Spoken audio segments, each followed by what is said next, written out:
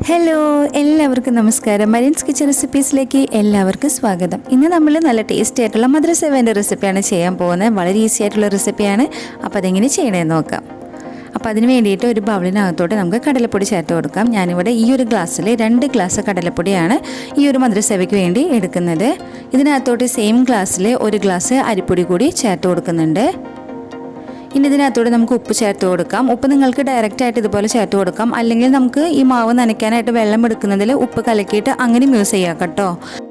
ഇനി ഇത് കൈകൊണ്ട് നന്നായിട്ടൊന്ന് മിക്സ് ചെയ്ത് കൊടുത്തതിന് ശേഷം കുറേശ്ശെ വെള്ളം തെളിച്ചിത് കുഴച്ചെടുക്കണം. നമ്മൾ ചപ്പാത്തിക്കും അല്ലെങ്കിൽ നൂലപ്പത്തിനൊക്കെ ആക്കി എടുക്കുന്ന ഒരു പരിവുണ്ടല്ലോ, അങ്ങനെ ചെയ്തെടുക്കണം. ഇതിപ്പോൾ റെഡി ആയി വന്നിട്ടുണ്ട്. ഇനി നമുക്ക് റെസ്റ്റ് ചെയ്യാനായിട്ട് വെക്കാം. ഒരു 30 മിനിറ്റ് അല്ലെങ്കിൽ ഒരു 15 മിനിറ്റ് മാറ്റി വയ്ക്കുക. അതിനുശേഷം നമുക്ക് സേവനാഴിക്കകത്ത് ഈ മധുരസേവ ഉണ്ടാക്കുന്ന അച്ചുണ്ടല്ലോ, അത് പല സേവനാഴിക്കും പല വലുപ്പത്തിലായിരിക്കും കേട്ടോ അതിൻ്റെ അച്ച് കിട്ടുന്നത്. അപ്പോൾ ആ അച്ചിട്ടിട്ട് നമുക്കിത് റെഡിയാക്കി എടുക്കാം. അപ്പോൾ ആവശ്യത്തിന് മാവ് ഇതിനകത്തോട്ട് ഇട്ട് കൊടുക്കുക. അതിനുശേഷം നമുക്ക് ഡയറക്റ്റായിട്ട് ചൂടായ എണ്ണയ്ക്കകത്തിട്ടിട്ട് ഇതേപോലെ പിഴിഞ്ഞെടുക്കാം കേട്ടോ. കുറേശ്ശെ ചെയ്തെടുത്താൽ മതി, എല്ലാം കൂടി ഒരുമിച്ച് ചെയ്യാൻ നിൽക്കണ്ട. ഇത് നമുക്കിത് വേവിച്ചെടുക്കണം. അപ്പോൾ ആദ്യം നന്നായിട്ടൊന്ന് എണ്ണ എല്ലായിടത്തേക്ക് ആക്കുക. അതിനുശേഷം ഇത് വേവിച്ചെടുക്കാം. ഒരു ഭാഗമായി വന്നു കഴിഞ്ഞാൽ തിരിച്ചിട്ട് അപ്പുറത്തെ ഭാഗം കൂടി നിങ്ങൾ നന്നായിട്ടൊന്ന് വേവിച്ചെടുക്കണം. ഇത് നല്ല ക്രിസ്പി ആയിട്ട് വന്നു കഴിഞ്ഞാൽ നമുക്ക് എണ്ണയ്ക്കകത്ത് നിന്ന് മാറ്റി കൊടുക്കാം.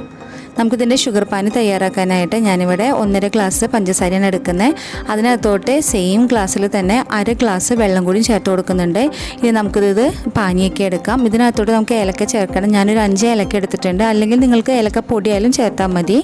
ഇനി ഇതിനകത്തോട്ടിട്ട് നന്നായിട്ടൊന്ന് മിക്സ് ചെയ്തെടുത്തതിന് ശേഷം ഒരു നൂൽ പരുവമാവുന്നത് വരെ ഇത് നന്നായിട്ടൊന്ന് റെഡിയാക്കി എടുക്കണം. ഇതിവിടെ ഒരു നൂൽപ്പരുവമായി വന്നിട്ടുണ്ട് കേട്ടോ. ഇനി നമുക്കിതിനകത്തോട്ട് നമ്മൾ നേരത്തെ തയ്യാറാക്കി വെച്ച സേവയുണ്ടല്ലോ, അത് ചേർത്ത് കൊടുക്കാം.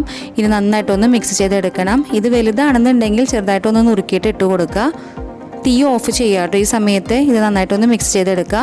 അതിനുശേഷം നമുക്കൊരു 5 മിനിറ്റ് ഒന്ന് മൂടി വയ്ക്കാം. ഇനി നമുക്കിതൊന്ന് തുറന്ന് നോക്കാം കേട്ടോ. നമ്മുടെ മധുരസേവ റെഡി ആയിട്ടുണ്ട്. അതുപോലെ പഞ്ചസാരയെല്ലാം നന്നായിട്ട് കോട്ട് ചെയ്ത് വന്നിട്ടുണ്ട്. ഇതിപ്പോൾ അധികം സമയം ആയിട്ടില്ലല്ലോ ഉണ്ടാക്കിയിട്ട്. ഇത് 2 ദിവസമൊക്കെ ഇരിക്കുമ്പോഴേക്കും ഈ ഒരു ഷുഗർ പാനി ഉണ്ടല്ലോ, അത് ഇതുമ്പോൾ നന്നായിട്ട് കോട്ട് ചെയ്തിട്ട് നമ്മൾ കടയിൽ നിന്നൊക്കെ വാങ്ങിക്കുന്ന ഒരു രീതിയിൽ വരും. ഇനി നിങ്ങൾക്ക് വേണമെന്നുണ്ടെങ്കിൽ പഞ്ചസാര പൊടിച്ചതിൽ ഇതൊന്നും കൂടി ഒന്ന് കോട്ട് ചെയ്തെടുക്കുക കേട്ടോ. ഇത് നേരെ പഞ്ചസാര പൊടിച്ചത് ഒരു പ്ലേറ്റിലോ അല്ലെങ്കിൽ ഒരു ന്യൂസ് പേപ്പറൊക്കെ ഉണ്ടാവുമല്ലോ, അതിൽ പഞ്ചസാര പൊടിച്ചത് ഇട്ടിട്ട് ഇത് നന്നായിട്ടൊന്ന് കോട്ട് ചെയ്തെടുത്താൽ മതി. അപ്പോൾ ഇത് എല്ലാത്തിനും പഞ്ചസാര നന്നായിട്ട് കോട്ട് ചെയ്തിരിക്കും, അല്ലെങ്കിൽ ഇങ്ങനെയായാലും യൂസ് ചെയ്യാം കേട്ടോ. അപ്പോൾ നിങ്ങളെല്ലാവരും ഇത് ട്രൈ ചെയ്ത് നോക്കുക. വളരെ ഈസി ആയിട്ടുള്ള റെസിപ്പിയാണ്. അപ്പം നിങ്ങൾ ഓണത്തിനൊക്കെ ഉണ്ടാക്കുകയാണെങ്കിൽ 2-3 ദിവസം മുന്നേ തന്നെ ഉണ്ടാക്കി വെക്കുക കേട്ടോ. അപ്പോൾ നെക്സ്റ്റ് വീഡിയോയിൽ എന്നും പറയുന്നത് പോലെ തന്നെ പുതിയൊരു വീഡിയോ ആയിട്ട് കാണാം.